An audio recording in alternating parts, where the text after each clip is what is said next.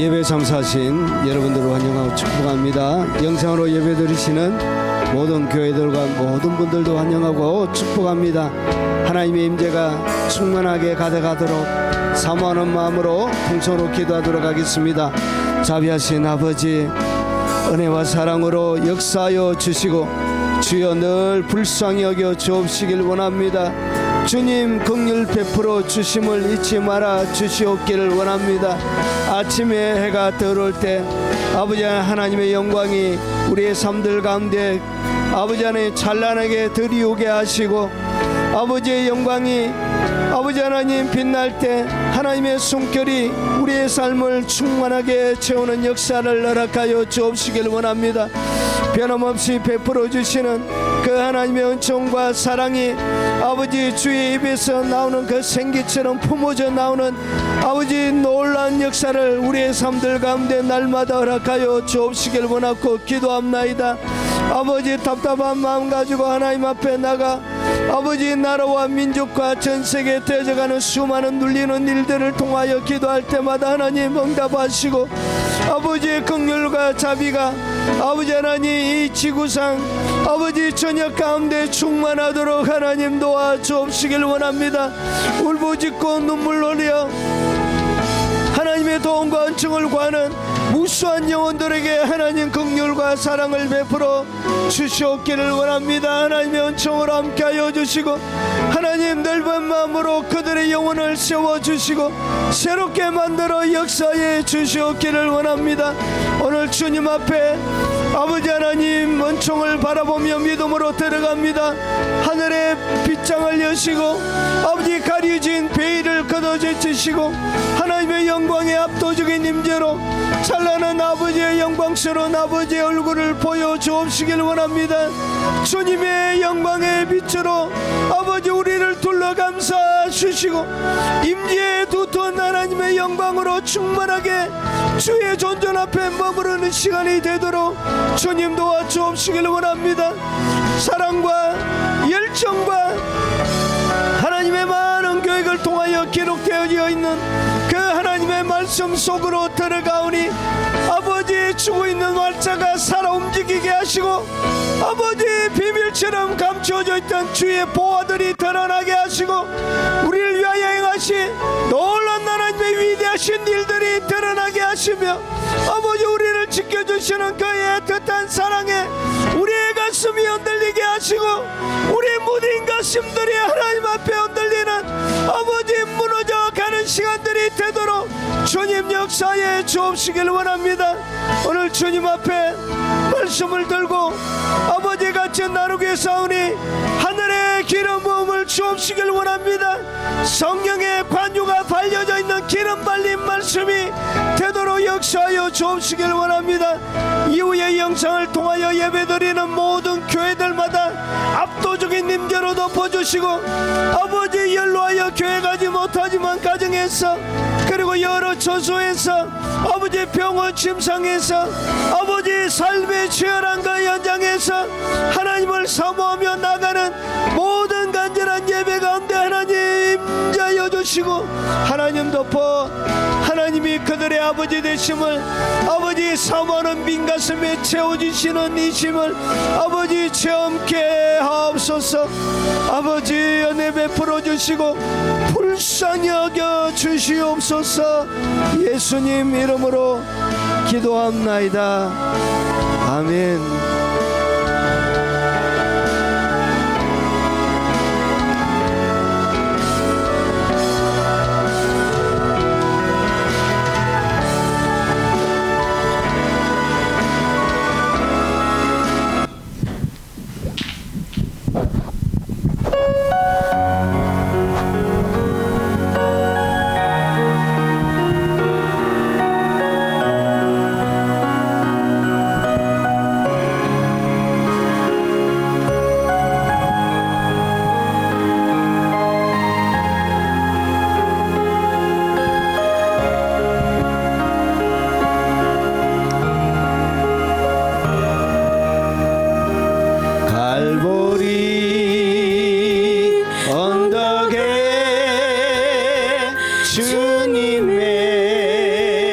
십자가 그 피로 내 죄를 깨끗하게 씻었네. 아, 생명의 꽃 피었네. 열매 맺었네. 나는 다시 태어났네. 그 이름 생명나무라. 갈보리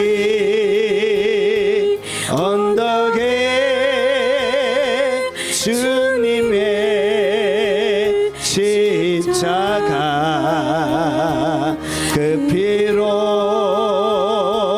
내 죄를 깨끗하게 씻었네. 아, 생명의 꽃 피었네. 열매 맺었네. 나는 다시 태어났네.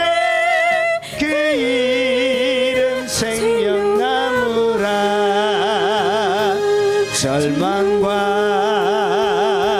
고통의 세상길 헤매일 때 예수님 품으로 나를 인도하셨네. 아, 생명의 꽃 피었네. 열매 맺었네. 나는 다시 태어났네. 그 이름 생명나무라. 지나온 인생길 부끄러움 뿐이지만 주님의 은혜로 감사만이 넘치네. 아, 생명의 꽃 피었네. 열매 맺었네. 나는 다시 태어났네. 그 이름 생명나무라. 지나온 인생길 부끄러움 뿐이지만 주님의 은혜로 감사만이 넘치네. 아, 생명의 꽃 피었네. 열매 맺었네. 나는 다시 태어났네. 그 이름 생명나무라.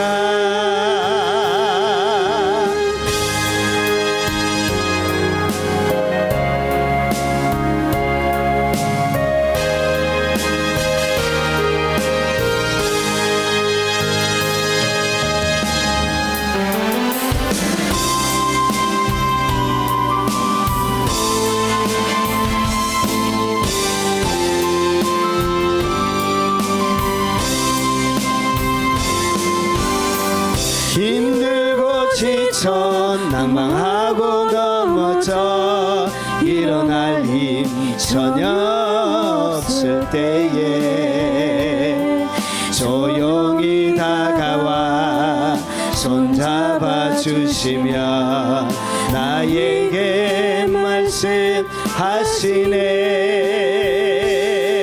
나에게 실망하면 내 자신 연약해 고통 속에 눈물 흘릴 때에 못 자국난 그 손길 눈물 닦아주시며 나에게 말씀하시네. 너는 내 아들이라 오늘날 내가 너를 낳도다. 너는 내 아들이라 나의 사랑하는 내 아들이라 언제나 변함없이 너는 내 아들이라. 나의 십자가 고통 해산의 그 고통으로 내가 너를 낳았으니 너는 내 아들이라.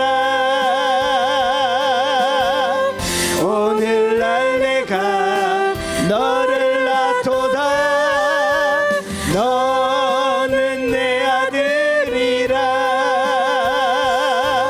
나의 사랑하는 내 아들이라.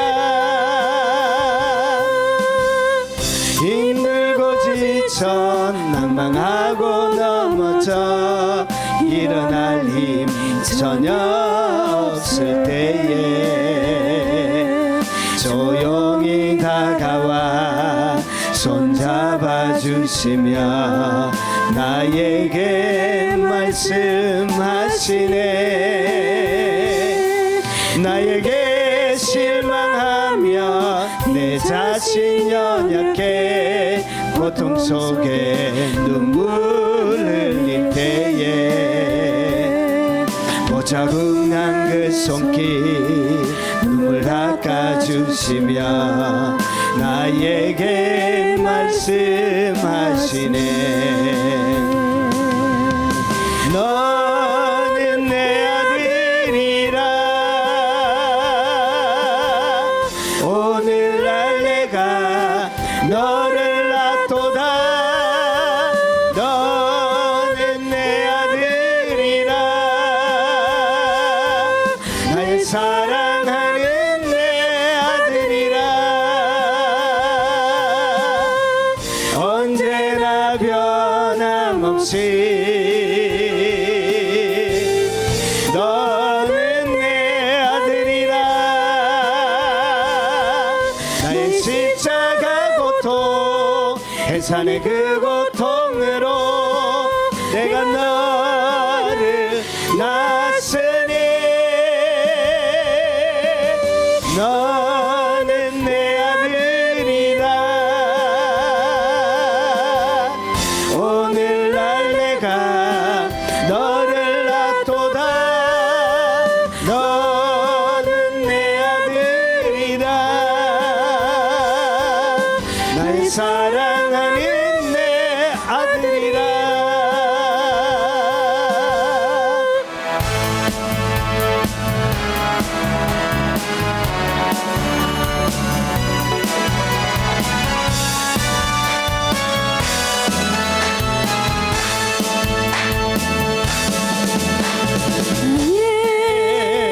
반석이신 하나님 행하신 모든 것 완전하시니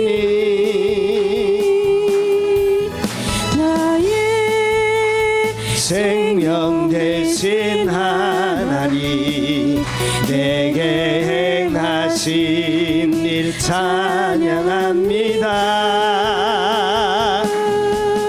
신실하신 하나님 실수가 없으신 좋으신 나의 주.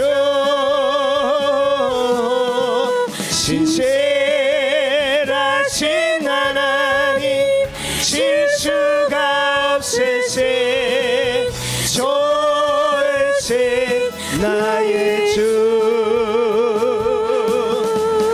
나의 반석이신 하나님 행하신 모든 것 완전하시니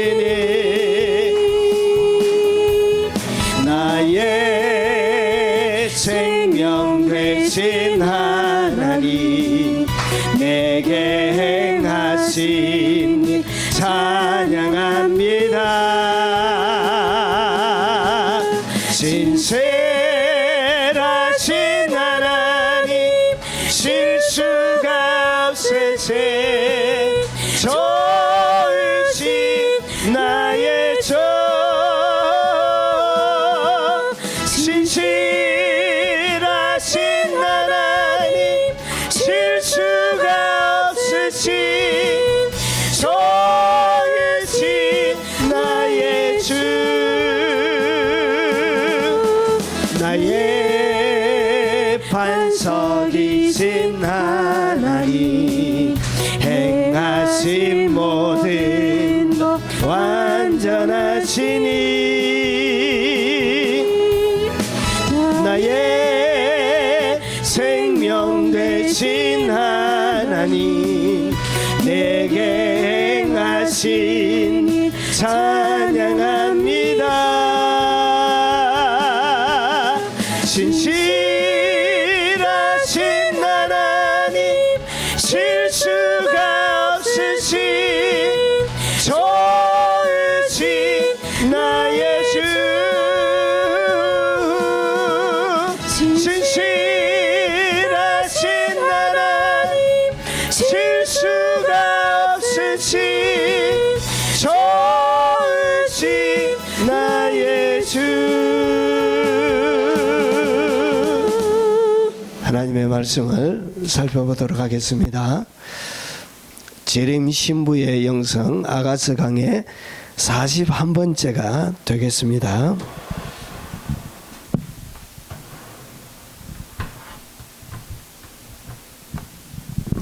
자, 오늘 제목은 이렇게 됩니다.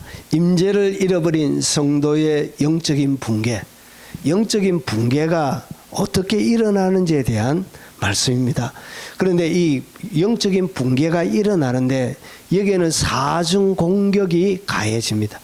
사단들이 무너뜨리는데 네 가지의 공격을 통해서 이 신부가 결국은 임재를 잃어버릴 때 이 잃어버린 임재를 통해서 그들에게 네 가지의 공격이 가해집니다. 자, 한번 살펴보도록 하겠습니다. 자, 오늘은 아가스 강의 5장 7절만 하겠습니다. 8절까지 하다가 이 내용을 제가 우습게 봤는데 내용이 너무 길어가지고 8절을 잘랐습니다. 그래서 7절만 한번 살펴보겠습니다. 전체적인 이야기 왁구부터 제가 한 번 더 정리하고 넘어가겠습니다. 5장 1절은 드디어 결혼식이 되어진 거예요. 신부를 예수님이 자신의 동산으로 삼으신 거예요.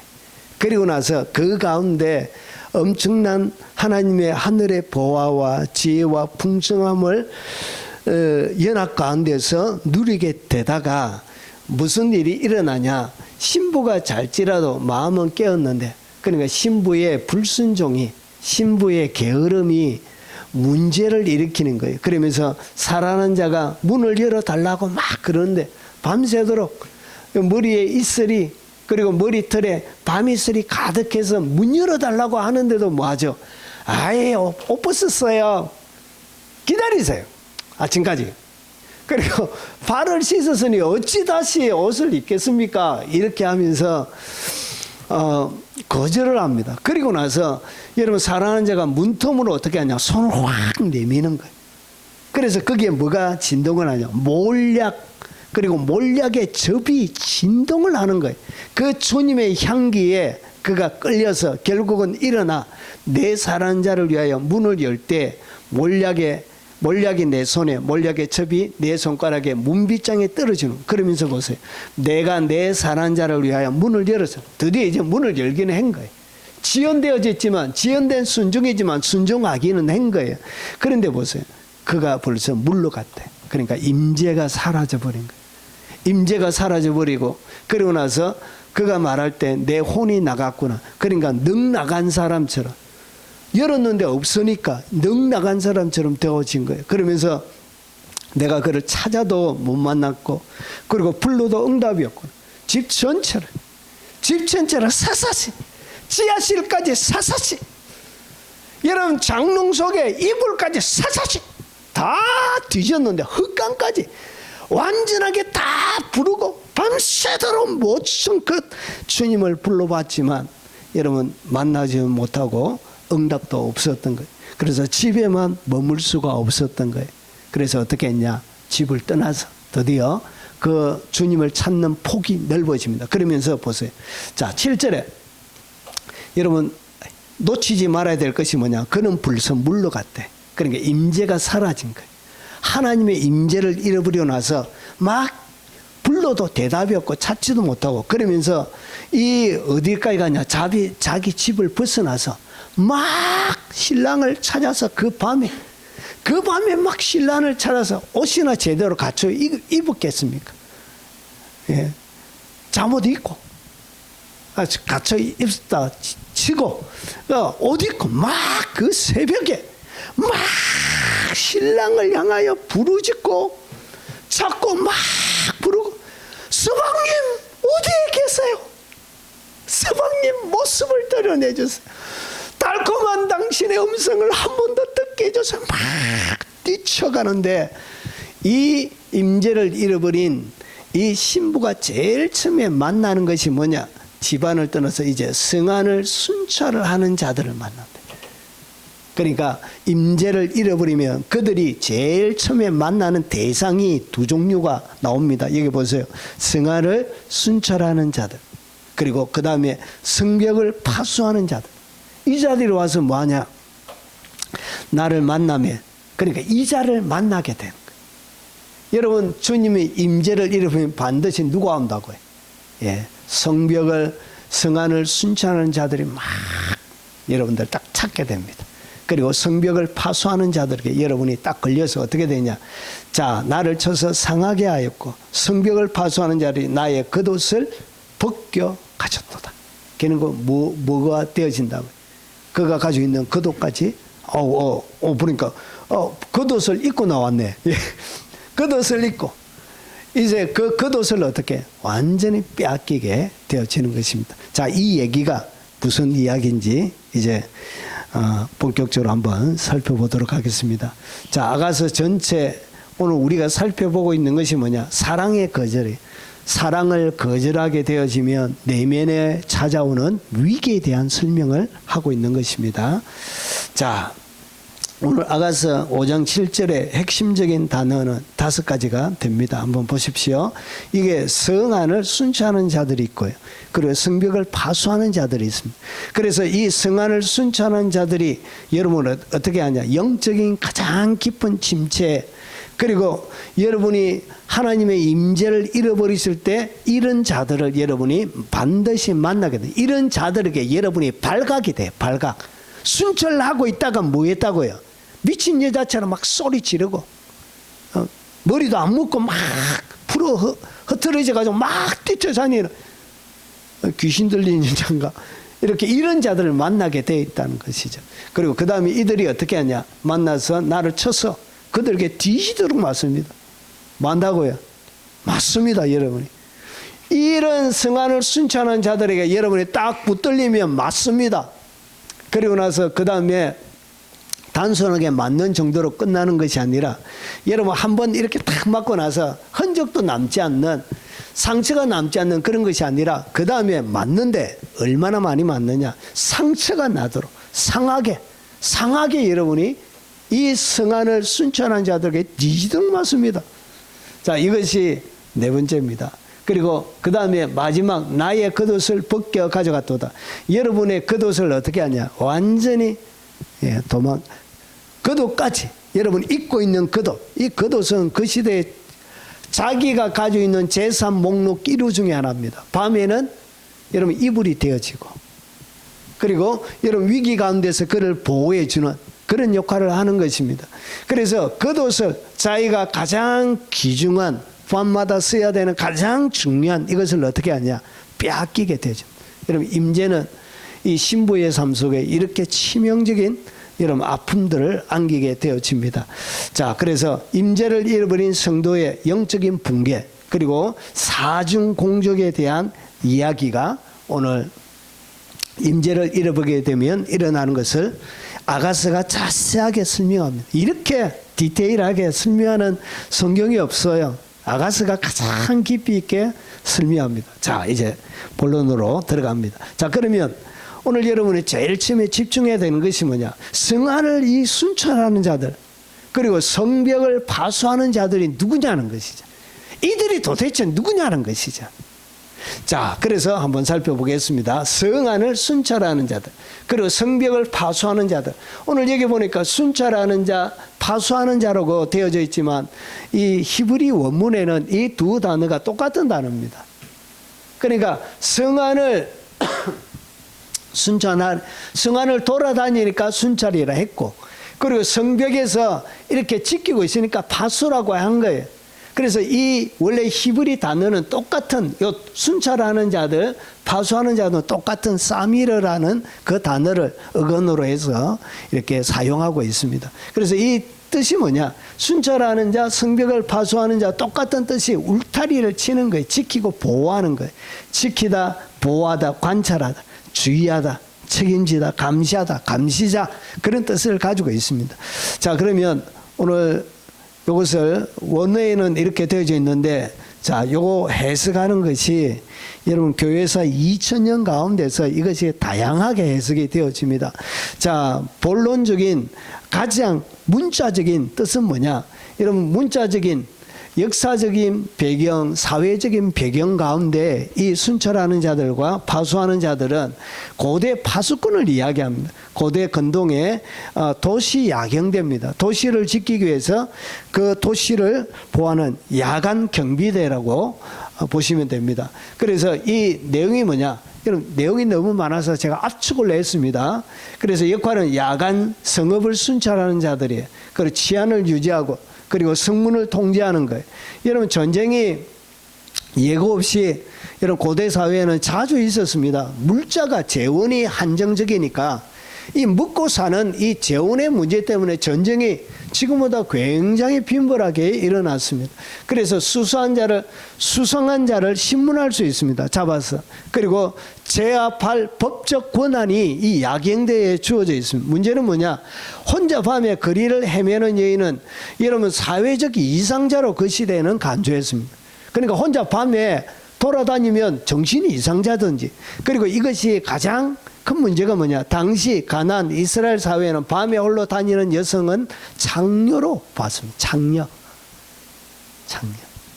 여러분 그래서 여러분 오인될 수도 있는 것. 이것이 창세기 38장 이 다말의 사건에서도 이렇게 고대부터 내려오는 그런 전통적인 그런 것들입니다. 그래서 오늘 문자적으로는 이것은 야간 성읍을 순찰하는 자들입니다. 그런데 이것을 히브리 원문에는 알레고리적인 그러니까 특징이 있습니다. 자, 그러면 그래서 여기 보면 내가 그들에게 이르기를 해가 녹기 전에 뜨기 전에 예루살렘 성문을 열지 말고 그러니까 해가 높이 뜨기 전에 문을 꽉 잠가 놓는 거예요. 그래서 아직 파수할 때 문을 닫고 빗장을 지르며 또 예루살렘 주민이 각각 자기 지키는 곳에서 파수하되 이것은 고대부터 그리고 느헤미야 시대까지 계속 이어져 나오는 그런 시대적인 문화적인 그런 특징입니다. 자, 그러면 오늘 이 성안을 순찰하는 자들, 성벽을 파수하는 자들이 누구냐? 알레고리적인 해석이에요. 이것이 뭐냐? 신학적인 핵심인데 알레고리. 자, 알레고리가 뭐냐? 이 알레고리는 여러분 어떤 내용을 겉으로 보이는 그대로가 아니라 그리고 그 안에 숨겨져 있는 더 깊은 의미나 상징을 통해서 전달하는 방식을 갖다가 뭐라 그러냐? 그것을 알레고리라 그런 거예요. 그러니까 이 아가스뿐만 아니라 창세기부터 요한계시록까지 모든 성경에는 알레고리적인 특징을 가지고 있습니다. 그래서 표면적인 오는 이 이야기들 속에 뭐가 감춰져 있다고요? 더 깊은 속뜻이 감춰져 있는 거예요. 그래서 겉 이야기, 표면적인 의미가 아니라 속뜻, 상징적이고 영적인 의미가 있다는 거예요. 그래서 모든 성경은 두 층으로 그리고 다층으로 이렇게 이루어져 있습니다. 두 층으로 이루어진 표현 방식입니다. 그래서 하나를 설명하고 있지만 여기 뒤에는 뭐가 있다고? 숨겨져 있는 다른 뜻들이 있는 것입니다. 이것을 갖다가 뭐라 그러냐? 알레고리라 그런 거예요. 그래서 쉽게 말하면 이야기는 하나인데 뜻은 두 가지 이상이 되는 거예요. 두 가지가 아니고 두 가지 이상 여러 가지 뜻이 될 수 있다는 것이죠. 그래서 길 잃은 양으로 나오면 단순한 길을 잃어버린 양을 설명하는 것이 아니라 이것은 하나님을 떠나버린 사람을 설명할 때 이런 식으로 설명하는 거예요. 이것을 갖다 뭐라 그러냐? 이걸 알레고리라 그런 거예요. 그래서 성경을 읽어가면 비유가 나옵니다. 예수님이 비유가 아니면 아무것도 다른 것으로 대답 말하지 않으시고 그런 구절들이 있는데 짧은 이야기로 교훈을 전달한 것을 갖다가 비유라 그러고요. 그리고 상징은 하나의 대상의 의미를 대표하는 거예요. 그러니까 여러 개의 뜻이 있는 게 아니고 하나의 의미를 가지고 있는 거예요. 오늘 여기 알레고리는 여러분 이야기 전체가 상징 구조로 이루어져 있는 거예요. 그래서 아가서 전체가 알레고리로 상징 구조로 이루어져 있다는 것입니다. 그래서 오늘 여기에서 단순하게 성안을 순찰하는 자, 성벽을 파수하는 자가 아니라 여기에는 뭐가 있다고? 숨은 속뜻이 있는 거예요. 그래서 다양하게 이 시대마다 이 해석이 다릅니다. 그래서 특징적인 것 몇 가지만 살펴보겠습니다. 첫 번째, 유대고유적 해석에 유대인들은 이것을 어떻게 해석하느냐? 이스라엘과 이방민족 이스라엘과 하나님 사이의 사랑의 관계를 가지고 아가스를 설명합니다. 여러분 그래서 이 아가스 신부를 힘들게 하고 때리고 상하게 만들고 너울을 빼앗아가는 이 사람들을 어떻게 보았냐? 이렇게 보한 거예요. 순찰자는 뭐냐? 이방 민족의 왕들로 보았던 거예요. 그리고 지배자들 그러니까 바벨론, 아수르, 로마 이 유대인들이 이렇게 이 아가서 5장 7절을 해석하는 거예요. 성벽을 지키는 자는 뭐냐? 이방 제국의 율법을 집행하는 자들, 이방 제국의 법을 집행하는 자를 갖다가 그러니까 이 법이란 것은 순찰하는 자는 막 돌아다니지만 성벽을 지키는 자들은 딱 고정되어져 있는 거예요. 그래서 그 시대의 제도를 설명하고 있는 것입니다. 그래서 성벽 지키는 자는 이방 제국의 율법 집행자로 이렇게 보았던 것입니다. 자, 그래서 대적들이 시온의 부녀들을 유다 각 성읍에서 처녀들을 욕보였나니 그러니까 오늘 누구처럼 술람미의 신부처럼 처녀를 욕보이고 있는 거예요. 그걸 두드리 패고 막 짓밟고 그리고 겉옷을 빼앗아가고 옷 벗기고 막 이렇게 하는 일을 하고 있는 거예요. 이것이 결국은 뭘 얘기한다고요? 바로 이방 민족을 설명한다는 것이죠. 그래서 지도자들은 그들의 손에서 매달리고 그러니까 모든 여러분 사회 기반의 질서가 무너져 있는 것을 설명하는 것입니다. 그래서 여기서 이야기하는 유대인들은 이것을 갖다가 성안을 순찰하는 자, 파수하는 자를 갖다가 이방인으로 보았습니다. 이방의 제도로 보았던 거예요. 자, 그리고 우리 기독교는 어떻게 이것을 보느냐?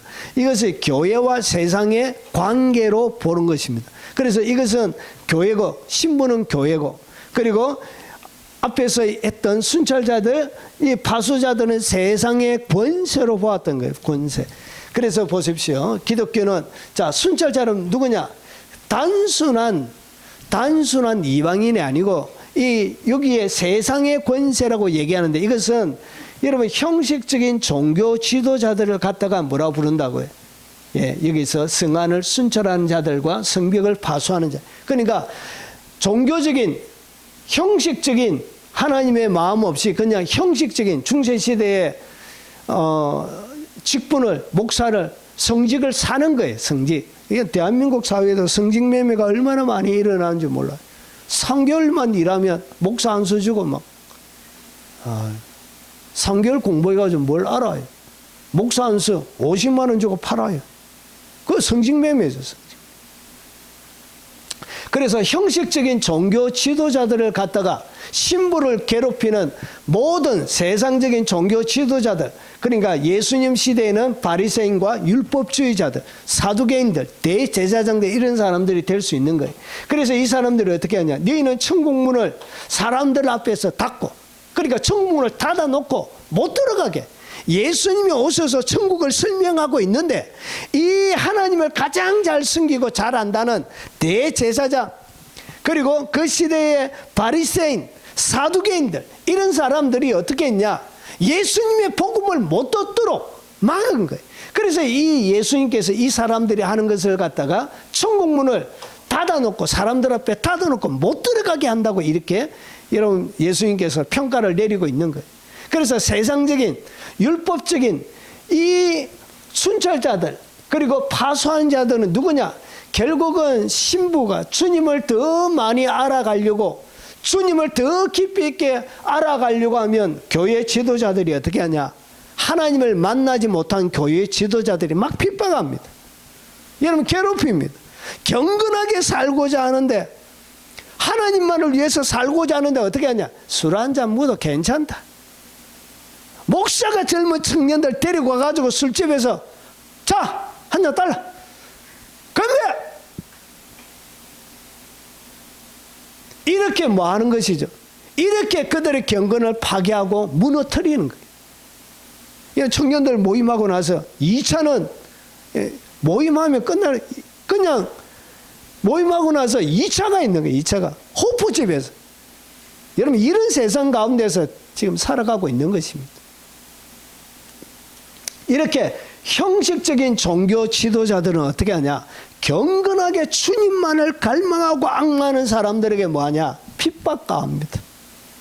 기도 많이 하려고 하면 기도하지 마라 이래요. 진짜입니다. 그래서 목사는 여러분 앞에서 기도하고 새벽기도 끝나고 난 다음에 여러분 목사가 체면상 제일 할 일도 제일 없으니까 평일날 그래가지고 제일 오래 있어야 되잖아요.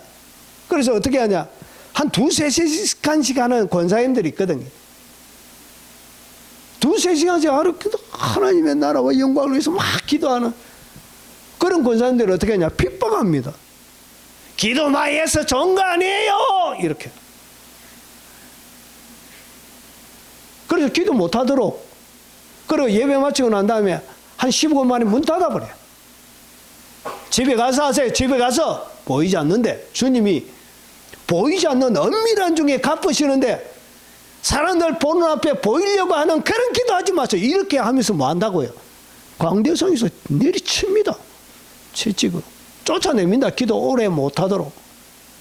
무슨 방언 기도가 있냐고 이렇게. 자기는 한 번도 방언 기도를 오래 해서 방언 기도를 받아본 적이 없으니, 기도를 오래 해본 적이 없으니 방언 기도가 뭔지도 모르는 거예요. 이렇게 해서 뭐 하죠? 핍박하는 거, 핍박. 쫓아냅니다. 자, 순찰자들. 그리고 성벽을 지키는 자들은 종교적인 제도에, 그러니까 교회마다 무슨 법들을 만들어 놓는 거예요. 종교 제도. 그리고 종교 권력. 그러니까 목사라는 이유로 이렇게 막 내리누르고 막 이렇게. 여러분 강대상, 여러분 설교를 주님의 말씀을 담아내야 되는데 저주에 자기에게 순종하지 않는 자를 저주하는 가스라이팅하는 도구로 설교를 서는 목사가 얼마나 많이 있습니까?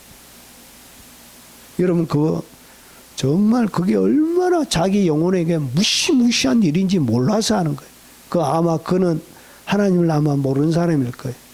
그게 얼마나 하나님 앞에 서서. 여러분 우리 어제 권사님이 우리 목사님 일하는데 제가 부끄러워 죽겠는 거예요.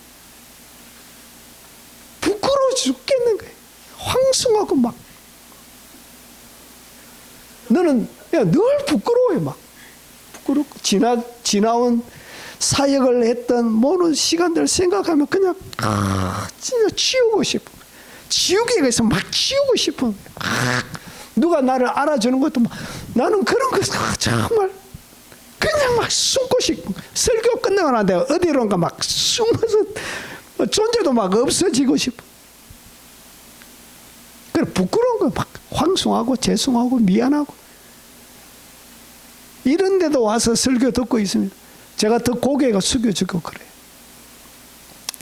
여러분 이렇게 장로들의 유전, 여러분 안식일 지키면 안식일은 100보 이상 가면 안 된다, 이렇게 이런 것이 있었습니다. 그리고 이렇게 바느질 하는데도 몇 번 이상 하면 안 되어지고, 그런 성경에 없는 수많은 것들을 이렇게 했습니다. 지금 유대인들도 여러분 엘리베이터 누르면 안 되거든요. 안식일 날 엘리베이터를 누르면 일이 돼요. 그래서 사람이 올 때까지 기다려요. 그래서 그 사람이 누르면 같이 가가지고 같이 올라가고 그래. 전화도 마찬가지. 예. 아이고 참. 이런 성경에 없는 수많은 제도를 만들어가지고 어떻게 했냐? 이런 성도들을 핍박하는 거예요. 여러분 유대인들이 누구든지 예수를 그리스도로 시인하면 출교하기로 결의하였습니다. 누가? 사내들인 공회에서. 여러분 이렇게 종교적인 권력을 가지고 여러분 하나님의 복음, 주님께 더욱더 가까이 가도록 뭐하냐? 이 종교적인 이 제도가, 그리고 사람들이 만들어냈던 종교적인 권력 체계가 그들을 좌절시키는 거예요. 이는 원래 이렇게 하는 것입니다. 자, 그리고 세 번째, 여러분 가장 심층적 해석 중에 하나가 뭐냐? 영적 파수꾼의 정체는, 자, 이것은 종교 체계제가 하나님의 친밀한 관계를 오히려 방해하는 역사를 보여줘.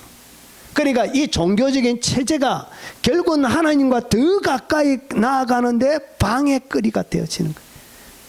큐티를 몇 번 해야 된다부터 시작해가지고 좋은 것이긴 하지만 이 수많은 이런 것들이 제도화되어지게 하면 이것은 결국은 방해거리가 되는 거예요. 자, 그래서 선지자, 오늘 선지자는 여러분 긍정적인 역할은 이스라엘의 경호와 보호를 위해서 있는 것입니다. 그런데 이것이 타락하게 되어지면 거짓 선지자로 백성을 미혹하는 거예요. 백성을 미혹하는 거예요. 여러분 제사장은 하나님께 나아가는 길을 가르쳐주는 그런 사람이지만 여러분 이것이 부정적으로 바뀌면 율법의 침으로 그들을 어떻게 하냐? 억압해요. 자, 어떻게 억압하냐? 무거운 짐을 묶고 사람의 어깨에 지우되 자기는 이것을 한 손가락도 움직이려 하지 아니하며, 자기는 안 하면서 하나님의 백성들만 이렇게 짐을 지어가지고 여러분 꼼짝 못하게 만드는 거예요. 이것이 뭐냐? 이것이 바로 타락한, 오염되어져 있는 오늘 성안을 순찰하는 자들과 성벽을 파수하는 여러분 하나님이 세우신 종교 지도자들을 얘기하는 것입니다. 그래서 율법 교리체계, 이거 하나님 뜻을 계시해 주지만 이것이 이것이 너무나 지나치게 강조되어질 때 형식과 율법주의로 생명을 질식합니다. 그러니까 성령으로 하지 않는 모든 것은 자유를 앗아가요. 생명을 박탈합니다. 그래서 형식적인 이 하나님의 뜻이 완벽하고 좋긴 한데 이것으로만 계속 가게 되죠. 형식주의가, 율법주의로 막 예배 의식만 막 하고 교동문 읽고 아무런 의미 없이 기도하고 성가대 일어나가지고 여러분 찬양하고 여러분 설교하고 헌금거두고 이런 형식적인 이런 것들이 결국은 뭐하냐? 결국은 성령으로 하지 않는 것은 여러분 율법주의로 생명을 직실합니다. 자, 그리고 그 다음에 도덕적 해석이 있습니다. 이것은 18세기부터 이것이 어떻게 해석이 되어졌냐?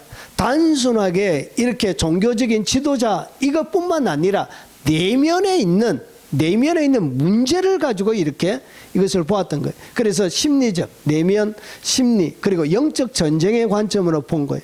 가장 도전적인 해석 중에 하나죠. 그래서 파수꾼, 내면의 적대적 세력들을 갖다가 내 내면 속에 밖에 있는 것이 아니라 내 내면 속에 있는 적대적인 세력들을 갖다가 오늘 여기에 성안의 순찰자들, 성벽에 파수하는 자들로 해석하게 되어졌습니다. 이건 똑같은데 해석이 시대마다 이렇게 바뀌어져 오는 것입니다. 그래서 순찰자들, 율법주의적 양심의 소리, 넌 자격 없어, 넌 죄인이야, 이런 것이 순찰자들이 하는 거예요. 그래서 내 내면 속에 있는 거예요. 순찰자가 다른 데 있는 거예요. 임재가 사라지게 되어지면 내 내면에 누가 활동한다고요? 순찰자들이 막 활동하는 거예요. 활동하면서 뭐하냐? 넌 자격 없다고, 너는 죄인이라고 이렇게 얘기하는 거예요. 내 지체 속에 바울이 다른 한 법이 있어 내 마음의 법과 싸우는, 끊임없이 싸우는 거예요. 그리고 성벽을 지킨 자는 뭐냐? 종교적인 슈퍼 에고예요. 내 자아를 얘기하는 것입니다. 내면화된 종교적인 규범을 얘기하는 것입니다. 우리를 종으로 삼으려고 가만히 들어온 거짓 형제, 이렇게 성벽을 지키는, 여러분 이 내면에 우리의 내 내면 속에 있는 그런 자아, 이 자아가 결국은 뭐냐? 순찰자고 결국은 이런 자아가 파수하는 자라는 것이죠. 그리고 그 다음에 영적인 해석, 이것이 뭐냐? 이 사단으로 보는 것입니다. 그래서 사단이죠, 사단. 그래서 똑같은 것이지만 순찰자들은 누구냐? 결국은 사단의 절개가 되는 거예요. 그래서 이것이 개혁주의, 우리가 믿는 장로교를 보통 개혁주의라 부릅니다. 청교도 전통에서는 이것을 어떻게 보냐? 사단의 역사로 보는 거예요. 그래서 영적인 침체가, 임재가 딱 사라지면 누가 역사한다고? 사단이. 그래서 여러분 대부분이 들었던 말씀들이 이런 관점에서 여러분이 들었을 것입니다. 자, 순찰자가 누구냐? 사단과 그의 수하들을 얘기한 신부, 교회가 신랑 그리스도를 찾을 때 방해하는 영적인 세력이 누구냐? 그것이 바로 여러분 순찰자고, 그리고 성벽을 지키는 자는 세상의 죽은 자들, 공중의 권세 잡은 자들로 보았던 거예요. 그래서 너희의 대적 마귀가 우는 사자같이 두루다니며 삼킬 자를 찾나니, 이 해석이 누구의 해석이라고? 바로 사도 바울의 해석이에요. 사도 바울이 아가서를 이런 관점으로 보았던 거예요. 이것이 사도 바울이 해석하는 것입니다. 여러분, 그래서 이 순찰자들, 오늘 여기에서 성벽을 파수하는 자는 누구냐? 결국 그 시대에 교회를 안전하게 지키기 위해서, 사회를 유지하기 위해서 세운 종교 지도자를 이야기하는 것입니다. 그런데 그런 자들이 결국 누구의 수하에 들어간다고? 사단의 수하에 들어가서 결국은 여러분들에게 치명적인 상처를 입히게 되는 거예요. 여러분, 그래서 마지막에 적그리스도와 같이 역사하는 세력이 두 가지가 있는데, 요한계시록 13장에 보면 두 짐승이 나옵니다. 하나는 바다에서 나오는 짐승이 있습니다. 이것은 누굴 얘기하냐? 적그리스도를 얘기합니다. 그리고 땅에 나오는 짐승, 얘는 양처럼 생겼고 뿔도 가지고 있는데, 얘는 말은 용의 말을 하는 거예요. 이것이 누구냐? 거짓 선지자예요. 거짓 선지자. 땅에서 나오는 거짓 선지자. 이런 자들이 결국 누구냐? 이런 자들이 바로 여기서 이야기하는 순찰자들, 성벽을 파수하는 자들, 신부를 해하는 그런 자들이 되는 것입니다. 이 순찰이라는 이 히브리 단어가 두루 돌아다니는 거예요. 그래서 바울이 이 두루 돌아다니는 이 아가서의 개념을 가지고 오늘 마귀가 활동하는 것을 설명하고 있는, 마귀가 우는 사자같이 두루 다니며 삼킬 자를 찾나니 사단이 땅을 두루 돌아 여기저기 다녀왔나이다. 욥기 1장 7절에도 똑같은 단어를 사용하고 있습니다. 결국은 여기서 이야기하는 순찰자 정리를 해보겠습니다. 자, 정리하면 문자적으로는 예루살렘에 야경되고 성벽 수비됩니다. 역사적으로 유대인들이 역사적으로 보는 것입니다. 이방의 지배 세력, 그리고 여기에 제국의 요 전체는 알레고리로 보는 것입니다. 알레고리.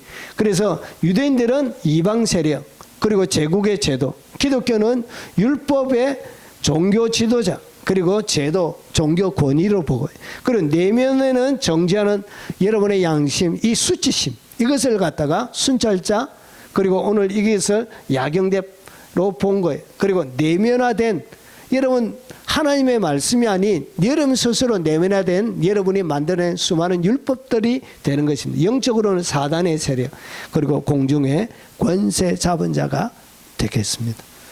아이고, 두 단어 설명하는데 아유 지친다 지쳐. 자, 이제 두 단어 누군지 확실하게 아시겠죠? 결국은 누구냐? 사단입니다. 사단이. 그리고 거짓 지도자들을 이야기하는 것입니다. 자, 임재를 잃어버린 영적인 침체 시기에는 어둠과 밤의 시즌이에요. 그래서 어둠과 밤의 시즌, 밤에 막 신부가 찾으러 다니는 거예요. 그래서 얘는 깜깜해서 잘 보이지도 않고 분별도 안 되는 그런 시즌이에요. 그래서 분별력이 없어요, 이때는. 그런데 이때 누가 제일 처음에 오냐? 순찰자와 성벽에 지키는 자들이 활동이 폭발적으로 증가해요, 밤에는. 그래서 여러분이 영적으로 안 좋을 때 만나는 사람은 항상 누구로 봐야 된다고요? 이런 분별력이 없기 때문에 밤에 분별력이 있는 사람, 영적인 침체 가운데 만나는 사람들은 대부분이 순찰자예요. 대부분이 파수꾼이에요. 그래서 그때 영적으로 침체되어 있을 때는 누구의 말도 들으면 안 돼요. 이것이 오늘 성경이 우리에게 보여주는 첫 번째 지혜입니다. 영적으로 침체되어 있을 때는 항상 결정을 내리면 안 돼. 만나는 것도 조심해야 되고. 그리고 영적인 침체 시간에 절대로 하면 안 되는 것이 뭐냐? 결정이에요. 어떤 결정도 하면 안 돼. 결정하면 안 돼. 자, 그러면 이 순찰자들이 성벽을 지키는 자들이 어떻게 공격하는지 한번 보겠습니다. 임재를 잃어버린 성도의 영적인 붕괴는 어떻게 일어난가? 자, 순찰자들을 여러분이 만난다는 거예요. 영적인 침체의 때는 항상 이런 자들이 여러분에게 딱 다가옵니다. 그래서 여러분 첫 번째 공격이에요. 그들이 나를 발견했다는 거예요. 히브리 원문 그대로 하면 그들이 나를 발견했다. 그래서 그들이 뭐였냐? 두루 다니고 있었던 거예요. 밤에 여러분 횃불을 들고 두루 다니면서 그들에게 발각된다는 거예요. 영적인 침체 시간에는 누구에게 발각된다고요? 여러분의 영혼을 잡아먹는 그들에게 여러분이 발각된다는 것이, 이것이 영적인 진리예요. 영적인 상태가 안 좋으면 누구에게 딱 보이냐? 사자가 사냥을 하게 되어질 때 누구를 사냥하냐? 나이 많은 소, 다친 소, 무리에게 떨어져 있는 소, 어린 소, 이런 거. 다치면 상처 있고 무리에게 떨어지거나 다치거나 나이 많거나 어리거나 하면 뭐 한다고요? 그런 것을 타겟으로 삼아서 딱 잡아먹습니다. 그래서 그들 앞에 누가 나타나나? 사자가 딱 나타나요. 자, 오늘 이 단어가 여러분 제가 새롭게 좀 보기 좋게 문법을 좀 넣었습니다. 문법을 좀 오늘은 좀 넣어야 됩니다. 그래서 그들이 나를 발견했다. 나를 뭐 했다? 만났다는 것이죠. 그래서 여러분이 악한 사단들의 뭐가 되느냐? 타겟이 됩니다. 타겟. 딱 영적인 침체가 딱 오면 바로 타겟이 딱 됩니다. 이것이 가르치는, 이것이 이 순찰대와 성벽을 지키는 파수꾼이 하는 이런 첫 번째 사역, 첫 번째 공격이 딱 타겟팅이 딱 되는 거예요. 딱 여러분을 딱. 자, 그래서 보세요. 이 뉘앙스가 뭐냐? 단순한 만남이 아니에요. 단순한 만남이 아니고 잡아먹으려고 여러분 그를 완전히 여러분 그의 소유로 만들기 위해서 어떻게 하냐? 파괴적인 만남을 이야기하는 것입니다. 그래서 여러분 이 단어가 성경 가운데 어떻게 사용되어졌냐? 이런 우발적인 발견이 여기에 하나 있지만 어떤 사람이 그를 만나니라. 자, 계획되지 않는 조어지만 다른 모든 단어들은 어떻게 되어져 있냐? 자, 추격 끝에 포착하는 거예요. 라반이 드라빔을 찾았으나 야곱이 도망간 거예요. 자기 집으로. 그래서 드라빔을 찾았으나 찾지 못하고 그때 찾았다, 이 단어를 요 단어로 쓰는 거예요. 그래서 수색 끝에 발견은. 그래서 여러분 이런 자들을 뭐 하고 있다고? 막 수색하고 있는 거예요. 잡아먹으려고. 배가 고파가지고 얘들이 막 잡아먹으려고.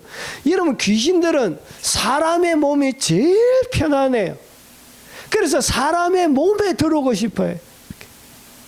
그래서 어떤 타겟팅을 하느냐? 이렇게 임재가 사라져버린 하나님의 신부 중에 그냥 일반 세상적인 사람 말고요. 여러분 진짜 달콤하고 맛있는 것은 하나님의 사람들을 잡아먹는 것이 제일 달콤하고 맛있습니다. 자, 그래서 여러분 이것이 추격 끝에 포착하는 이런 자들을 막 지금도 두루 다니는 거예요. 그리고 심판적 발각이 안식일에 나무 줍는 자를 발견하는. 안식일에 나무 줍다가 뭐하죠? 돌에 맞아 죽습니다. 유대인들의 법에는. 그래서 범법자로 적박하는 거예요. 그래서 범죄자를 적박할 때 하는 것처럼 이렇게 여러분 철저하게 그들을 두루 다니면서 찾고 있는 것입니다. 취약한 노출이 남자가 약혼하지 아니하는 처녀를 만나. 여러분 무방비 상태로 완전히 노출이 되는 거예요. 여러분 처녀 결혼하기 전에 여러분 성적인 관계를 가지게 되어지면 성경은 어떻게 되어 있냐? 책임져야 됩니다. 혼전관계하면 그 사람 책임져야 돼. 율법이 그렇게 가르쳐요. 무방비의 상태로 녹출이 되어집니다. 이렇게.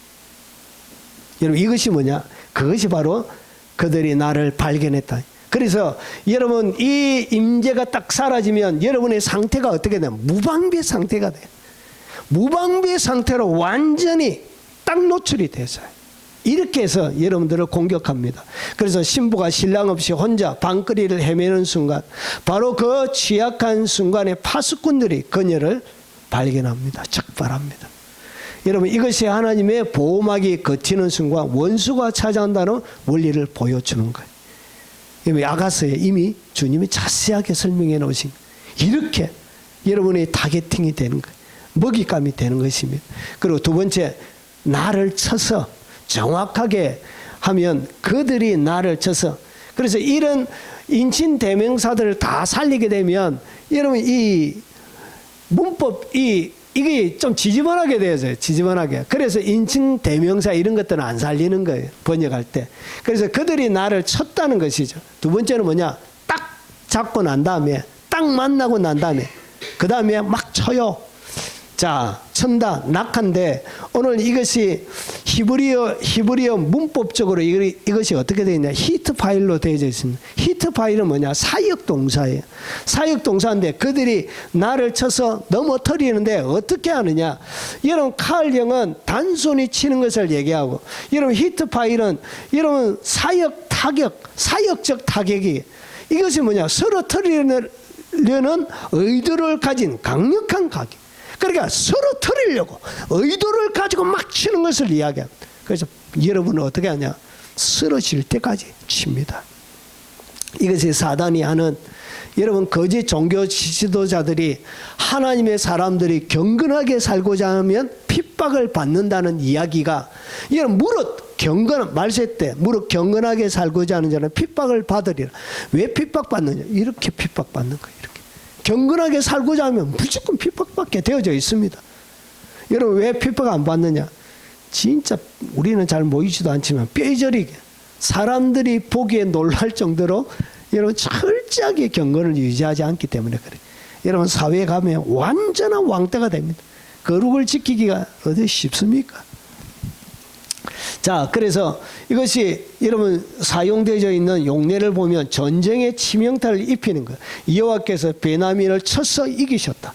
이것은 군사적인 격파를 얘기하는. 그러니까 어떻게 친다고요? 군사가 적군을 치듯이 치는 단어예요. 그리고 하나님의 심판 때 이 단어가 써요. 여호와께서 애굽에 처음 나온 것을 다 치시며, 하나님의 심판할 때 이 단어를 사용하는 거예요. 심판적, 신적 심판 을 얘기하는 것입니다. 그리고 고난의 종, 그는 하나님께 맞으며 고난을 받는다 여겼더라. 하나님이 십자가에서 그의 아들까지 잔인하게 치신 것이죠. 그리고 하나님의 징계를 얘기합니다. 내가 전염병으로 그들을 치고, 하나님 심판을 얘기합니다. 언약의 백성들을 징계할 때. 그래서 이 친다는 이야기가 여러분 하나님의 심판이 담겨져 있는 것입니다. 그리고 여기에는 여러분 단순하게 치는, 그냥 갑자기 만나서 치는 것이 아니라 의도를 가지고 하는 거예요. 그들을 새롭게 만들기 위해서, 회개시키기 위해서 여러분 이렇게 의도를 가지고 치는 거예요. 악한 영들은 여러분들을 완전히 무너뜨리려고 이렇게 치는 것입니다. 자, 단순한 구타가 아닙니다. 쓰러뜨리고 제압하려는 의도적이고 강력한 타격입니다. 이 동사는 성경에서 주로 전쟁, 심판, 제압의 맥락에서 사용됩니다. 파수꾼들은 신부를 범죄자나 적군 대하듯 쳤습니다. 파수꾼들이 하나님의 백성을 지켜야 될 그들이 신부를 뭐처럼 쳤다고요? 적군을 대하듯 치는 거예요. 여러분 교인들을, 자기 마음에 들지 않는 교인들을 어떻게 쳤다고요? 원수를 대하듯이 막 치는 거예요. 강대상에서 사기꾼부터 시작해가지고, 저는 귀신 들렸다부터 시작해가지고 입에 담을 수 없는 온갖, 여러분 이렇게 합니다. 이것이 뭐라고요? 그런 가스라이팅하는 모든 목사는 어떤 자들이라고요? 여러분 성경으로 우리에게 가르쳐주는 것이 뭐냐? 가스라이팅 특징만 가지고 있어. 그것은 바로 거짓 선지자라는 것이죠. 그 가짜 지도자예요. 여러분 진짜 하나님의 사랑, 예수님은 자기를 향하여 십자가에 못 박는 로마 군병들을 향하여 하나님, 저들이 자기들이 하는 일을 모릅니다. 저들의 죄를 사하여 주옵소서. 이렇게 하는 것이 뭐라고? 이게 주님의 사람이지. 이것이 진짜 주님의 지도자들이 하는 것이지. 어떻게 하나님의 백성을 가스라이팅해요? 어떻게 하나님의 백성을 저주해요? 하나님이 그의 십자가를 지고 피 흘려 죽으실 만큼 사랑한 그 하나님의 사랑을 어떻게 복사가 저주하고 그들을 판단하고 이런 그런 것이 다 거짓 선지자라는 것이죠. 그것이 뭐냐? 오늘 성경에서 이야기하는 성안을 파수하는 파수자들이 그들이 나를 쳤다 이렇게 치는 거예요. 그래서 어떻게 치느냐?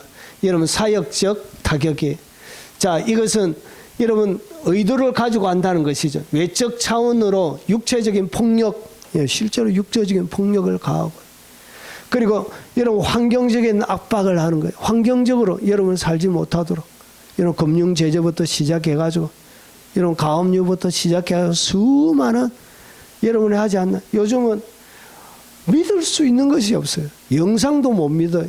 사진도 못 믿어요. 제가 저번에 보여드렸죠. 민서 인관식 할 때 여러분 트럼프 대통령하고 일론 머스크가 왔더라 아닙니까? 축하한다고.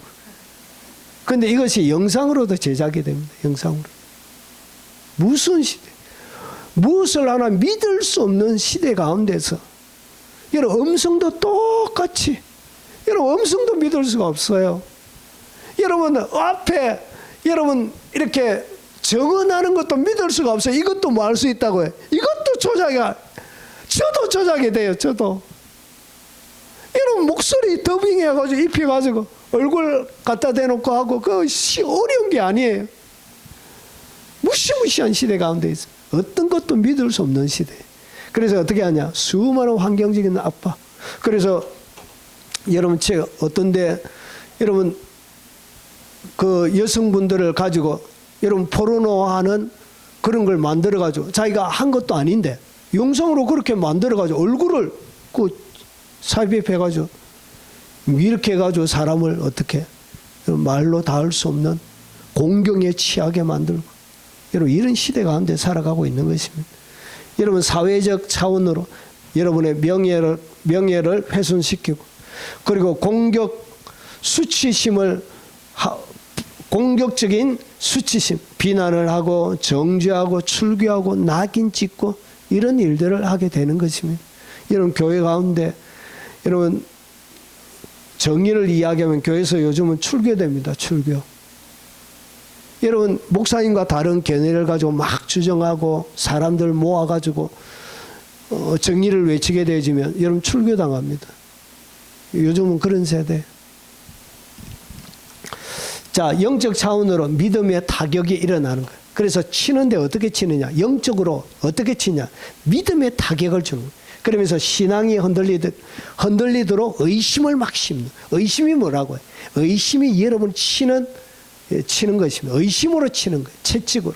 그리고 두려움으로 치는 거예요. 막 이런 사회적인 여러분 외부적인 압박들이 사회적인 차원에서 압박들이 들어오면 막 여러분 마음에 두렵습니다. 그리고 마음의 낙담을 통해서 무너뜨리게 된 이렇게 여러분을 쳐요. 이렇게. 그래서 여러분 영적으로 암흑기가 되어져 있을 때는 절대로 사람 만나면 안 돼. 오직 하나님 앞에 무릎 꿇고 하나님 앞에 구해야 돼. 사람 만나는 순간 여러분이 만나는 모든 사람들은 순찰자고 파수꾼이에요. 세 번째, 그들이 나를 상하게 했다. 이 상하게 했다는 단어가 아주 무시무시한 단어예요. 여러분 그들이 나를 깊이 베었다는 것, 관통상을 입혔다는 단어입니다. 자, 이 파자는 뭐냐? 이 파자는 히브리에서 가장 강렬한 신체 훼손 단어 중에 하나입니다. 신체를 직접적으로 훼손하는데 어떻게 하냐? 피부나 살을 관통하는 깊은 상처, 그리고 이 관통하는 그런 상처를 갖다가 오늘 여기서 파자라고 쓰는 상하게 했다는 거예요. 그래서 여러분의 몸을 어떻게 관통시키는 거예요. 여러분 피부를 관통시키는 관통상을 입히는 거예요. 이렇게 여러분 치명적으로 여러분 이렇게 몰아갑니다. 누가? 거짓 선지자들이. 그리고 여러분의 내면에 숨겨져 있는 여러분의 자아가 악한 영들이 그렇게 여러분들을 몰아가는 것입니다.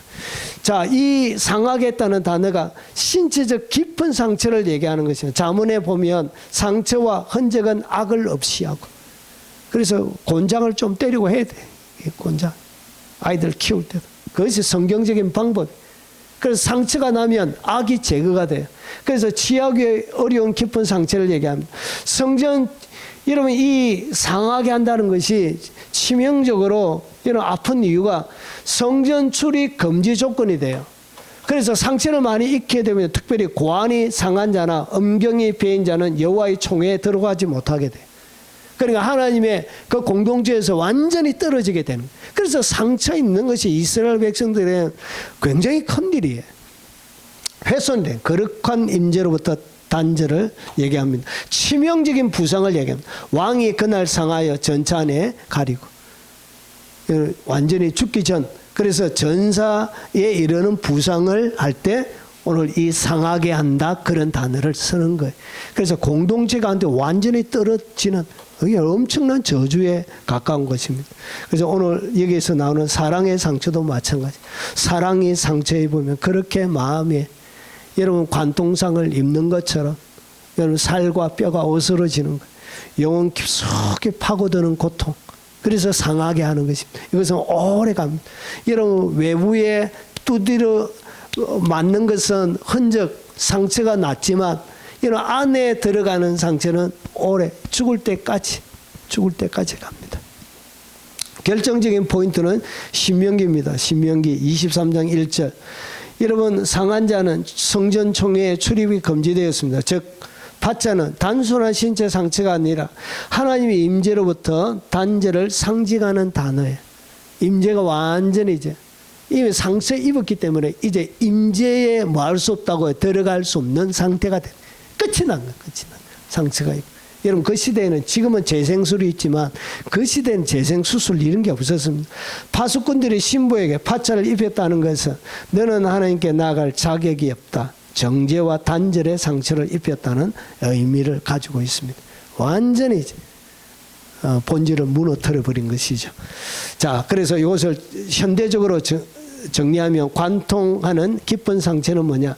여러분 신체적 피를 흘리는 실제적인 부상입니다. 그리고 감정적으로는 거절감, 그리고 수치심, 낙인. 그래서 너 같은 자가 신랑을 찾아다니느냐 이렇게 내면적인 이런 앞에 우리가 도덕적인 관점에서 보면 내 내면 속에 있는 그런 자아의 여러분 종죄, 판단 그런 것이 되는 것입니다.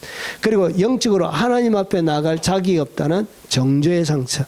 여러분 이런 것이 그에게 치명적인 상처를 입히는 것입니다. 성전 출입이 안 되는 것처럼 임재가 끝났다 이렇게 가르쳐요. 그래서 완전히 무너뜨려요. 감정을 여러분 몸이 다쳐도 자문에 보면 마음이 병을 고친다 이렇게 구절이 있습니다. 마음이 살아 있으면 마음이 병을 고칩니다. 병. 그래 마음이 무너지면 뭐가 안 되지냐? 여러분 고침이 일어나지 않습니다. 그래서 완전히 마음을 이렇게 무너뜨리는 상처를 입혀서 마음에 깊은 상처를 줍니다.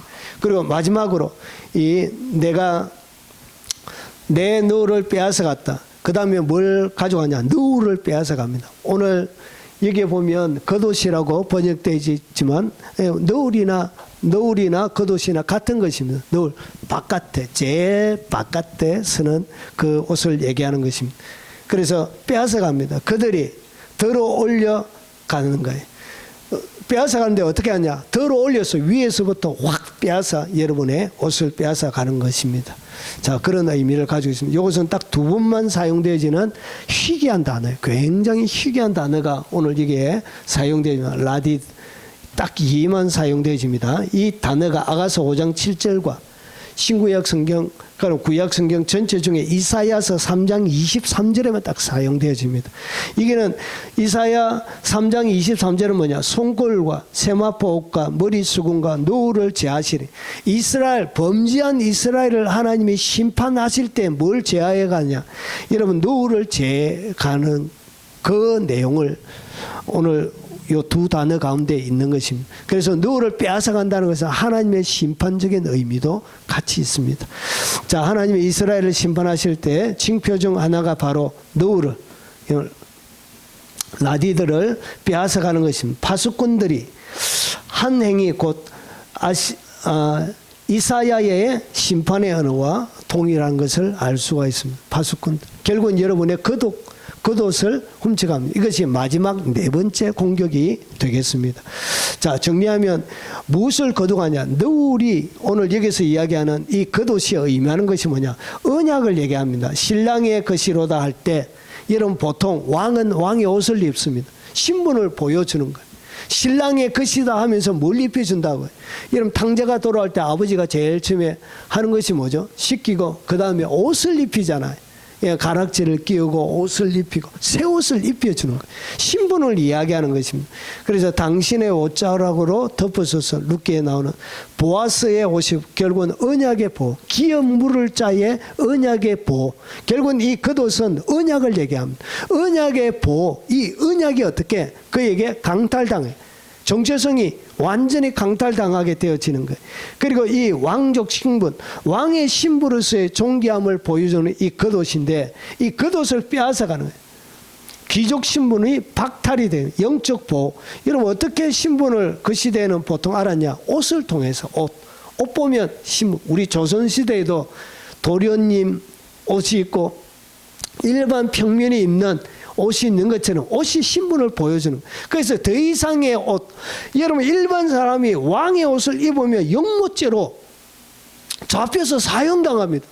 일반 사람은 왕의 옷을 입으면 안 돼요. 그 옷이 신분을 얘기하는 거예요.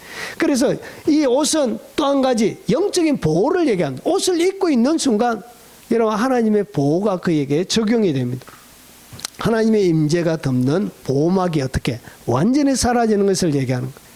자, 그리고 구별된 정체성. 결국은 이 겉옷은 세상과 구별된 그의 정체성 자체를 어떻게 하냐? 없애버리는 거예요. 이렇게 완전히 무너뜨린 거예요.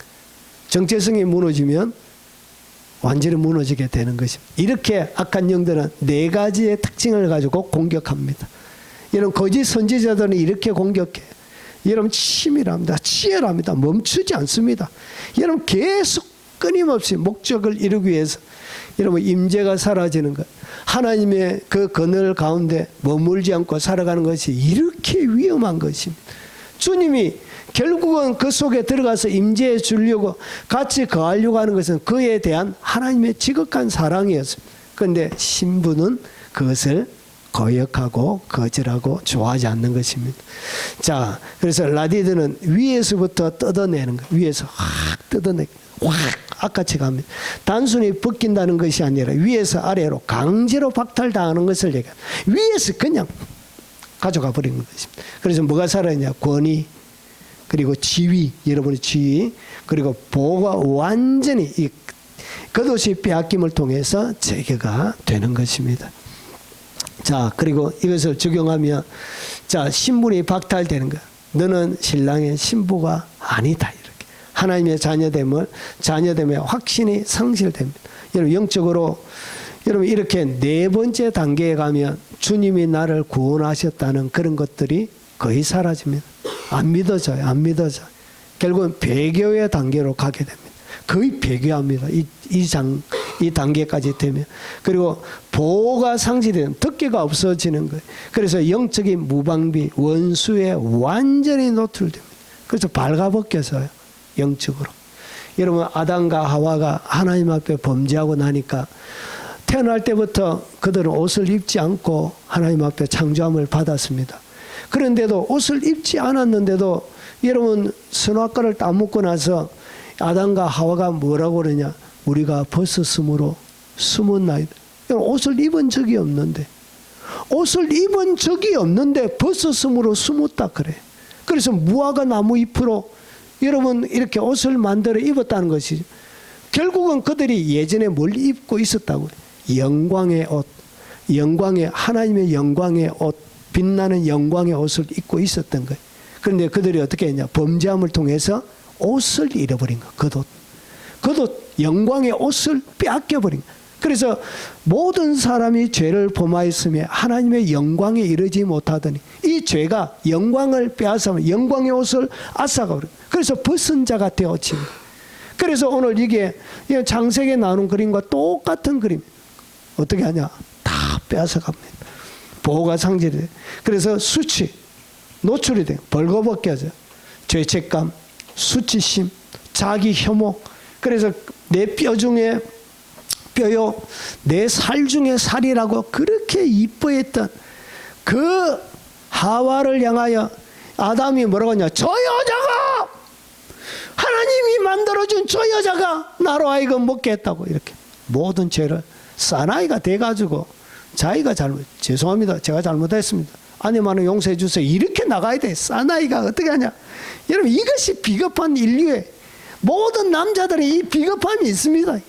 자기가 잘못해놓고 아내에게 뒤집어 씌우고 자녀들에게 뒤집어 씌우고 자기도 공부 못하면서 공부 못하는 자녀에게 핍박하고 너는 대가리가 왜 이렇게 안 돼? 아무리 왜도 안 내려오시는 거야. 자 이렇게 해서 뭐가 되냐? 죄책감과 수치심과 자기 혐오에 완전히 빠지게 결국은 어떻게 하냐? 주님을 배교하게 됩니다. 배교. 공동체에서 단절이 됩니다. 저 여자를 보라. 그래서 부끄러워서 낙인 찍혀요.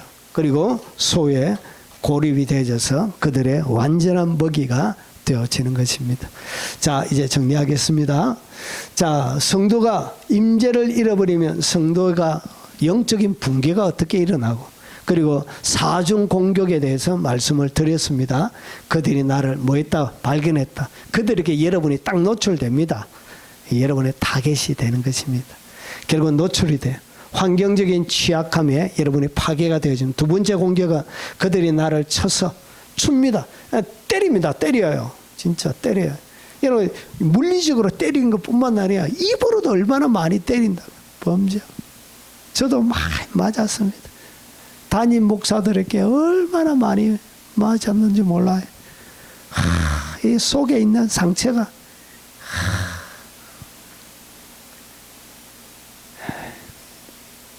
충격, 외적 폭력. 그리고 세 번째, 그들이 나를 상하게 했다.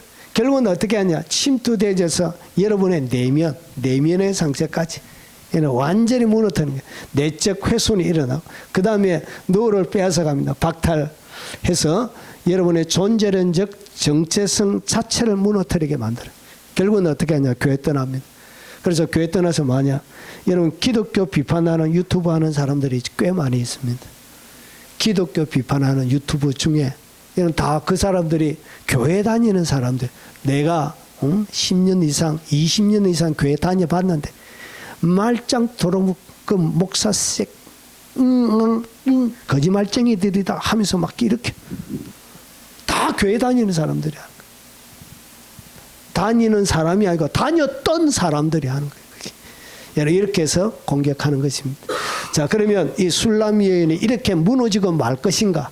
다음에 어떻게 이 술람 여인이 이렇게 사중 공격을 받고도 뒤지도록 맞고 관통이 되도록 여러분 몸이 여러분 찔리고 발가벗겨져서 여러분 그도까지 다 빼앗겼던 이 술람 여인이 어떻게 회복해 가는지 다음 주를 기대해 주십시오. 자, 오늘 들은 말씀 기억하며 찬양하고 각자 기도하시다가 돌아가시도록 하겠습니다.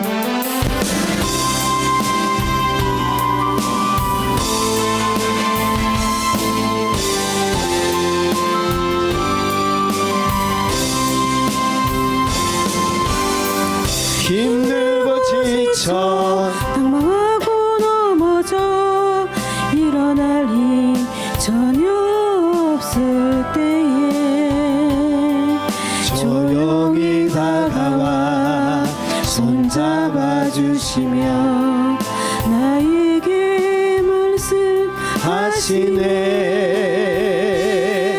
나에게 실망하며 내 자신 연약해 고통 속에 눈물 흘릴 때에 못자국 난 그 손길 눈물 닦아주시며 나에게 말씀하시네. 너는 내 아들이라 오늘날 내가 너를 낳도다. 너는 내 아들이라 나의 사랑하는 내 아들이라 언제나 변함없이 너는 내 아들이라 나의 십자가 고통 해산의 그 고통으로 내가 너를 낳았으니 너는 내 아들이라 오늘날 내가 너를 낳도다. 너는 내 아들이라 나의 사랑하는 내 아들이라. 오늘 들은 말씀 기억하며 주여 한번 부르네 동서로 기도하다가 돌아가시도록 하겠습니다. 주여 거룩하신 아버지 감사합니다. 임재를 잃어버린 신부에게 아버지 악한 영들이 어떻게 공격하고 아버지